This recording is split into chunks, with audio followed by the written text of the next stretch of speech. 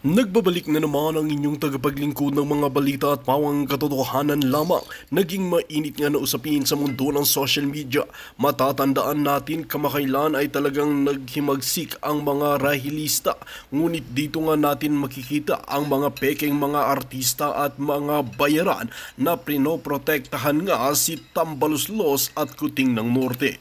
Dito nga natin mapapatunayan na talagang ginagamit na talaga ng mga pulpolitiko at ng mga bayarang mga artista na ito na kunwari kuno na side sila sa mabubuti, ngunit tila prinoprotektahan si Tambaluslos at Kuting ng Norte. Tila ito ang nakakalungkot na katotohanan na nangyayari sa bansang Pilipinas. Kaya naman talagang maraming realihista na talagang nagagalit na rin dahil nga sa ginawa ng mga bayarang mga artista na ito. Dito nga natin mapapansin na dapat talagang maparusahan at maimbestigahan ang korap na mga opisyales, kasama na rin ang mga bayarang mga artista na ito dahil pinagloloko nila ang taong bayan.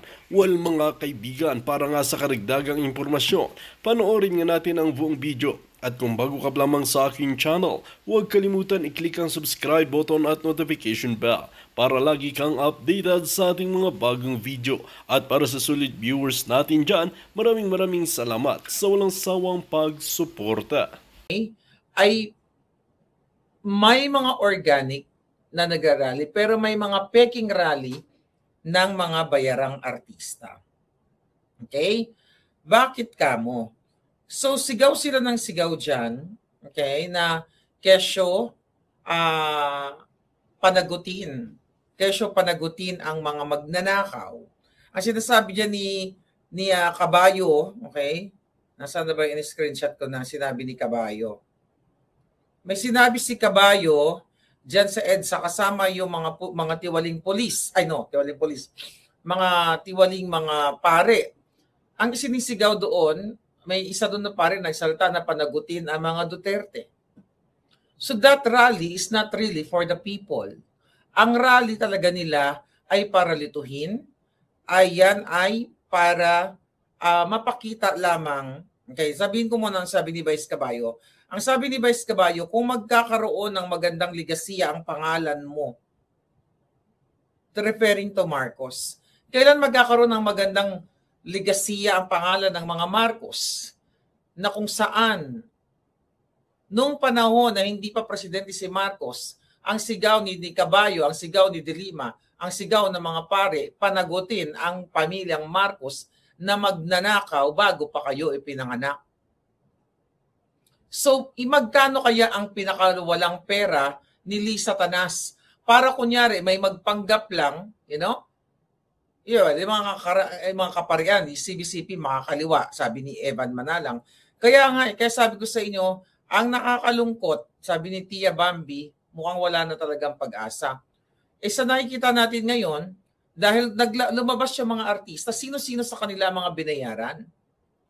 Ang sabi ni Vice Caballo, kung magkakaroon ng magandang ligasiya, ang pangalan mo, sabi niya kay Bangag, ikulong mo lahat ng magnanakaw. Ang tagal na nilang nagsisigaw na si Marcos Jr., ang pamilya ni Marcos Jr., ang magnanakaw. Siya nga yung mastermind. Di ba, Homer Spirit? Thank you. Siya nga ang mastermind. Pinsan niya si Romualdez si Lisa Tanas. Bakit ganun ang sigaw ni Vice Ganda, ni Vice Caballo? Ang question, nagkabayaran ba? Kung nagkabayaran, magkano? Kasi, kung mahal mo ang bayan, bakit mag-i-expect ka na sasabihin mo, ligasiya ng pangalan mo? Kailan magkakaroon ng mabuting ligasiya ang mga Marcos? Ligasiya ng pagnanakaw. Ligasiya ng pagiging. Sabi ni Vice Caballo, ipakulang mo lahat ng magnanakaw. Putang ina, si Marcos Jr., si Amy Marcos, si Sandro Marcos, ang pamilya niyan nabuhay sa pagnanakaw. 206 bones na nabuo nila ay galing sa pera ng bayan. Tapos ganon ang drama ni Vice Caballo. Sabi niya, nakatingin kami sa iyo, Pangulong Bongbong Marcos. The respect is there. Okay? Ang respeto nandyan kay Bangag. Alam mo na, adik si Marcos Jr., Alam mo nang magnanakaw, tapos sasabihin mo, ligasiya. Okay? Ngayon, mga kababayan, bakit?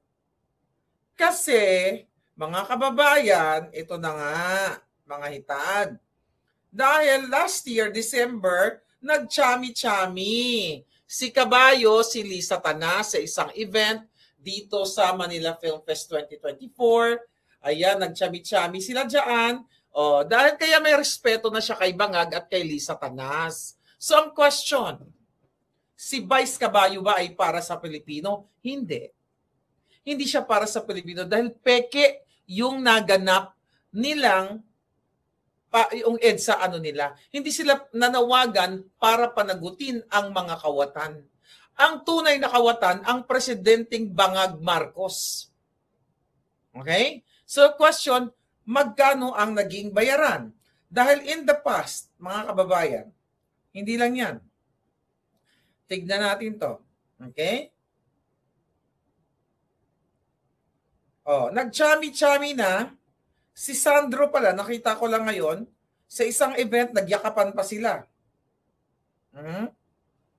Nagyakapan pa. Nag-chami-chami na pala. Nag-chami-chami na si Kabayo. Ayan, no?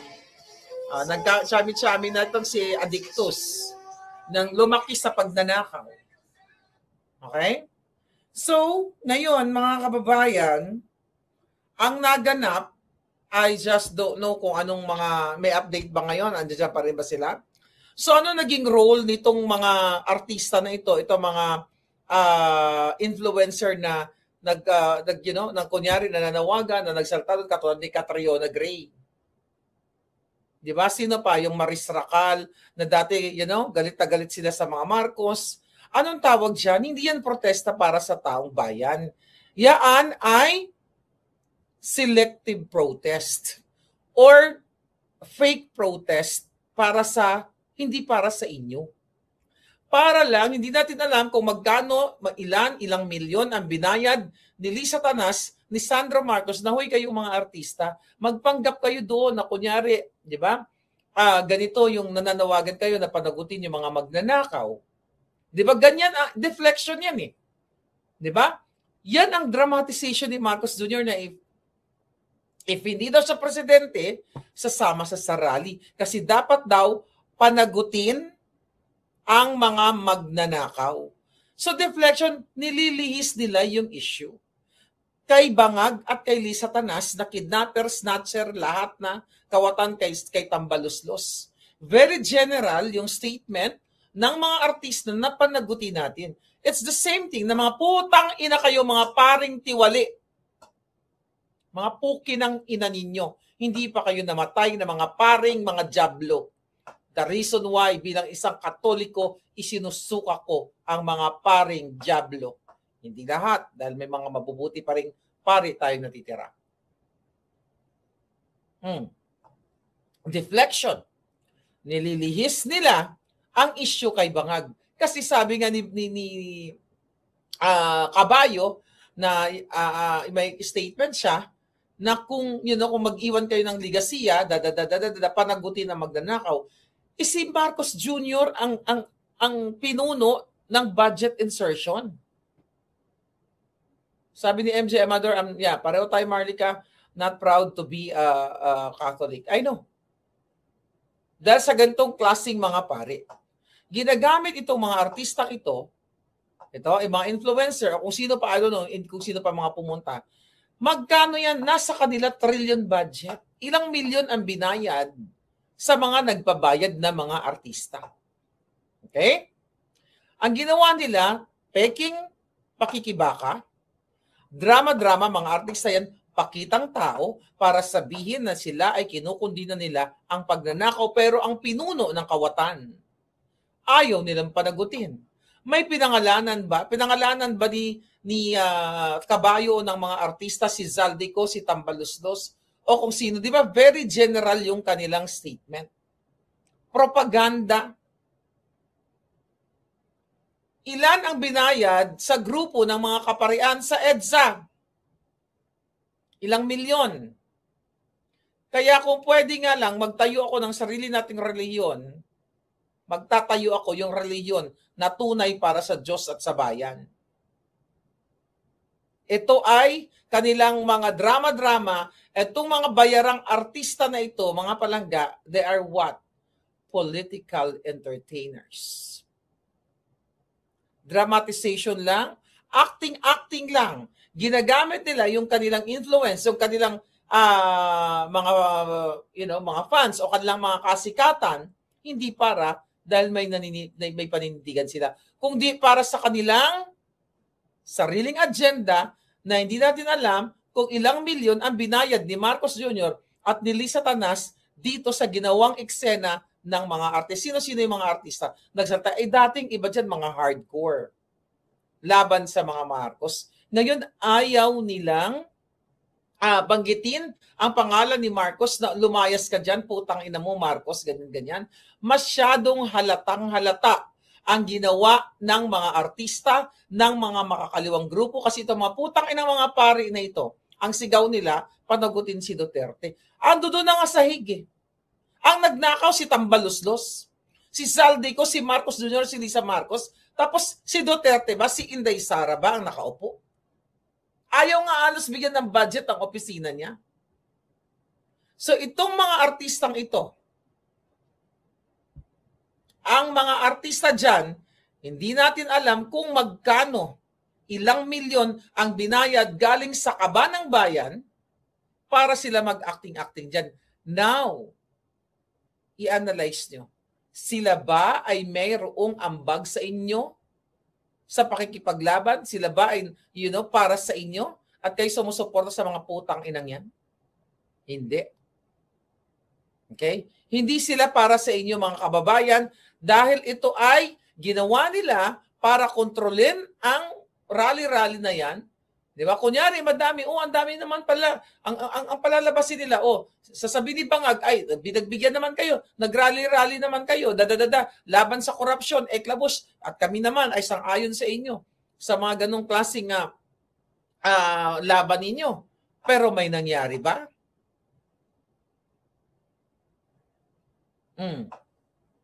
Mayaring nangyari, may nagkabayaran sa likod ng camera. Okay? Kunwari, meron silang pinaglalaban, pero ang pinuno ng demonyong katulad ni Liza Tanas at ni Marcos Jr. ay wala silang ginawa. So pakitang tao ang kanilang ginawa dahil ang intensyon, maari ang karamihan sa kanila ay binigyan ng milyon-milyon. Anong ginawa ni Catriona Gray? May nangyari ba? Hindi panagutin natin ang magnanakaw. Sino ang magnanakaw? Hindi ba si Bangag? Pababain dapat si Marcos Jr. Pero anong sinasabi nila? They're concerned with the legacy of Bangag. Kailan nagkaroon ng legacy na maganda ang mga Marcos? Maliban sa aside from sa pagiging magnanakaw, addictus, kawatan, kung ano-ano pa. Ito ay para linlangin ang taong bayan. Gaguhin na naman kayo. Wala nang pag-asa ang bayan natin dahil hindi kayo lumabas lahat. Gerald Ibia, yung isang Channel 5 reporter, binotata ng mga rallyista. Meron, I think, yung isang nakamotor doon sa probinsya. Saan probinsya yon? Sa Leyte ba yon? Na hinarangan ng polis, ayaw silang papasukin doon sa place na yon na kung saan ang sinasabi ng ating kababayan na bakit kailangan namin ng permit? Yung mga magnanakaw, yung gobyernong magnanakaw, nagkaroon ba ng permit? Binigyan ba sila ng permit para magnakaw? Leyte ba yun, Palangga? Nagsigaw-sigaw yung ating kababayan na sabi, okay? Na sinasabing, papasukin nyo kami. Kami yung nagpuprotesta. Pare-pareho tayong biktima tayo. Kayo, ninanakawan kayo ng gobyernong ito, yung pulis na babae. Sabi ng kababayan natin, I think that was Leyte, sa bayan ni Tambaluslos, na sinasabi na what? Sinasabi niya na pare-pareho tayong biktima dito ng gobyernong Marcos, ng amo ninyong magnanakaw. Diba? Sabi si Vice Caballo kasi ay anti-Duterte. This is not about kung Duterte ka or what. Ang pinag-uusapan natin dito na panagutin si Marcos Jr. Bakit mo pananagutin si Duterte na doon na nakakulong na? Hindi ba kayo masaya mga putang ina na walang nagawa mismo si Amy Marcos na pinaniwalaan nyo pa kayo mga Duterte supporters? Hindi pa ba sapat na ikulong si Duterte? Hindi pa sapat na hindi bigyan ng enough budget ang Office of the Vice President? Tapos, ang nagnakaw si Martin Romualdez, si Saldico ang panagutin mga Duterte, ay mga buang kayo, mga baliw kayo. At mga buang at baliw kayo na nagpapaniwala kay Amy Marcos. Tandaan nyo yan.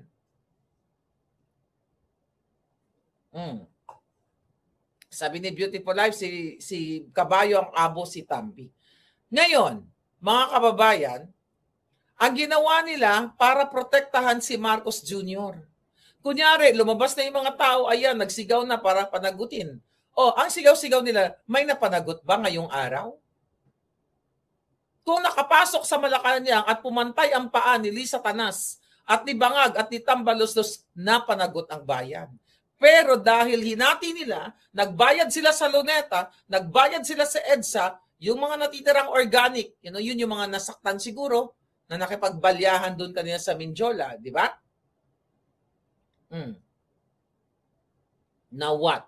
Itong si Risa, matalubos, ang bilat nito, bulok na. Ayan, bagay sa yan, Risa. Ayan, sino pa ang mga ano dito? Itong si Noy P. Oca, yan, ang mga bilat ninyo.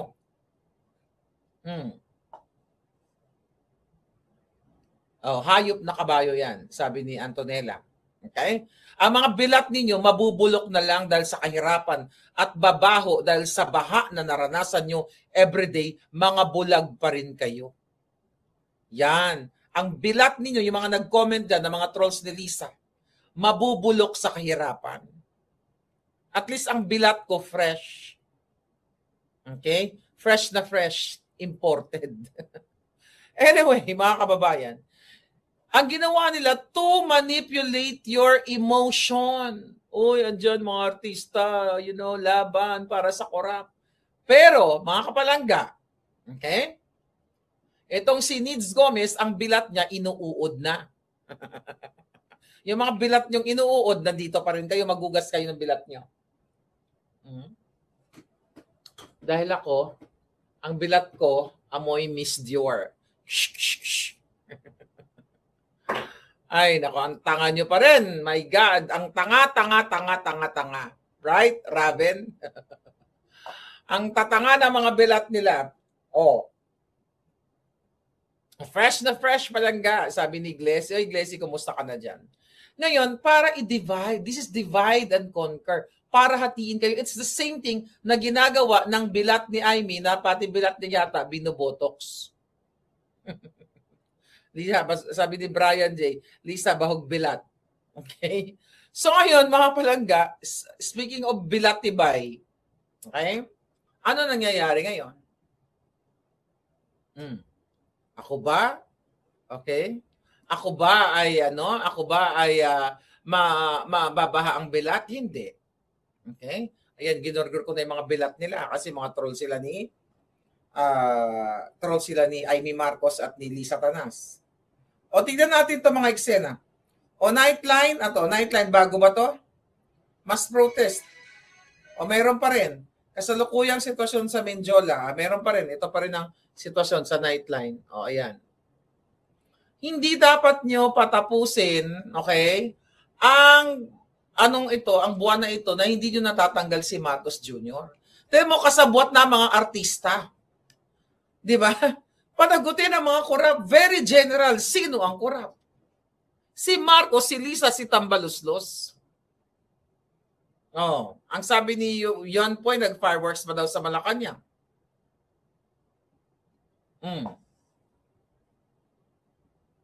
Wala nangyari sa malawakang rally. Dahil ang nag-rally, mga binayaran.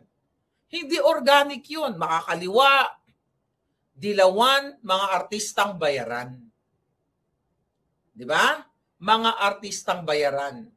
Bukas sa pasok daw ang bagyo, baha na naman, sabi ni Angelo Villar. Tiisin ninyo. Sana yung mga bilat ng mga kaalaban, yan ang unang maanod. Tiisin ninyo. Ang baha. Habang kayo binabagyo, si Lisa Marcos, si Lisa Tanas, okay, ay nagpapaaral ng isang botanding sa London na extremely wealthy, si Saldico ay namamayagpag sa chopper ang mga anak niya, si Tambaluslos, ilang bahay sa Forbes Park, ang mga kongresal lumalamo ng steak, lobster at kung ano-ano pa. Samantalang kayo ni isang pirasong tuyo, hindi nyo pa makuha, tigkalahati lang kayo dahil sa kahirapan. Okay? Yan mga kababayan. O ngayon, pero hindi pa rin natin alam kung ano yung mga susunod na eksena. Okay? Ano pa mga eksena? Si Inday Sara nasaan? Uy. Oh, yung polis nasaktan. Ano to? May mga nasaktan din palang polis. Oh. Sabi ni Francis Pontilas ng dati, napakasakit makita ang mga tropang sinasaktan at naiipit sa laban. Sino ang may kasalanan? Hindi polis, hindi rin taong bayan. Pareho lang silang mga biktima.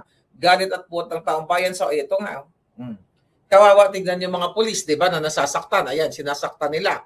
Pero sinaktan din nila yung mga ralista. Kaya nga kawawa ang polis sa taong bayan. The problem with you, mga polis, na mga supot, na mga baho, ano ba sila? Bilat? Oh, may pulis din ba o bilat? Na mga supot sila. Bastusan na lang tayo. Kasi ayaw nyo ng desente, ayaw nyo ng seryoso. Gusto nyo ng bastusan.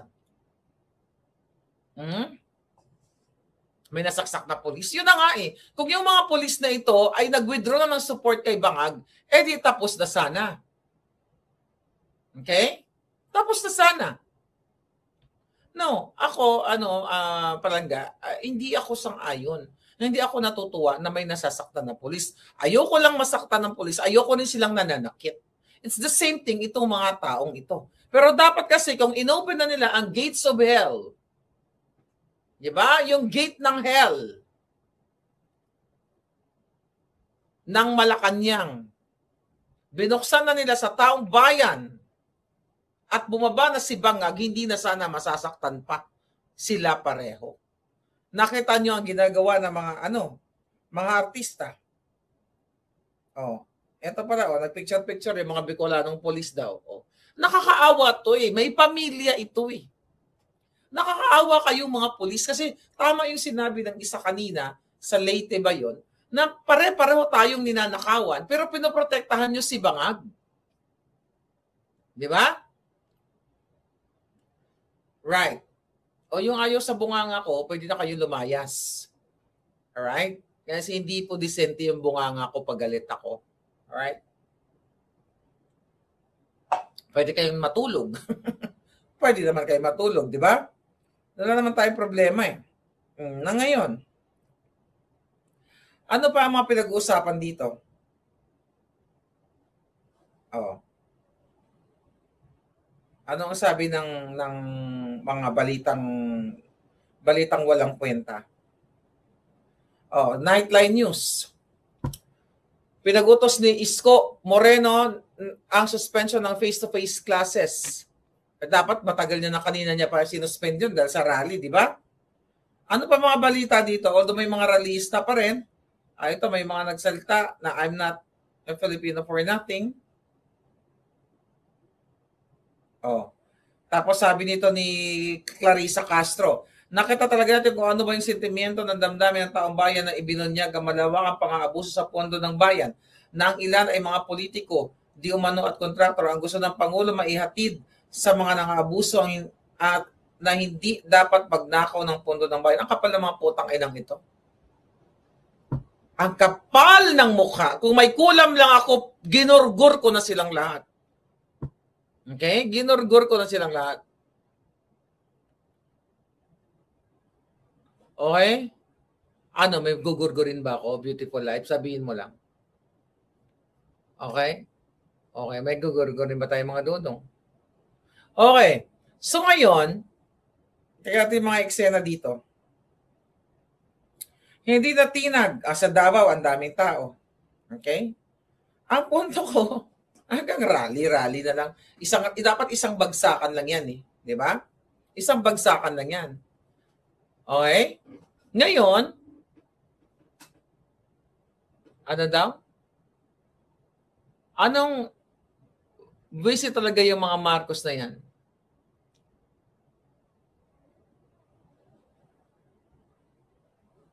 O, nagsalta na si Inday. Una nga na manggugulo talaga sila sa rally. Napag-usapan na rin naman natin yan. Ang kapal ng mukha, tignan natin kung ano mga pinagsasabi nila dito. Sino yung mga artista na ito? Ano bang title natin dito, mga hitad? Peking rally ng mga bayan artista, Dilawan at CBC. Yung mga demonyong mga pare na nasa EDSA, sana kunin na kayo ni Satanas. Mga putang ina niyo, mga pare kayong tiwali. The reason why ako bilang isang Katoliko, isinusuka ko kayo. Dahil hindi kayo para sa taong bayan. Kuha kayo ng abuloy ng mga patay, ng mga kinakasal, ng mga binibinyagan, mga putang ina ninyo. Pero protektado nyo si Marcos Jr. Mga yawa, hindi pa kayo nangamatay para matapos na ang buhay nyo sa impyerno. Mga demonyo, mga giatay. Okay? Ilang pulis na galing sa Mindiola sumugod na sa Recto Avenue kung saan nagsusunog na ang ilang grupo ngayong linggo. May mga nagsusunog. O di sige. Anong mga eksena nyo dyan? Sumiklab sa Recto. Tuloy pa rin pala ang siklaban ng sunugan dyan. Maging parte ng sabi ng GMA ng maramihang ayaw ng maging parte ng maramihang ayaw ng magpaloko. Makikitang nasa mga flyover sa paligid ng EDSA Shrine ang mga relista ngayong linggo kasabay ng isinasagawang 1 trillion peso march. Baka 1 trillion peso march, 1 trillion peso ang baka umabot sa trilyon ang binayad sa mga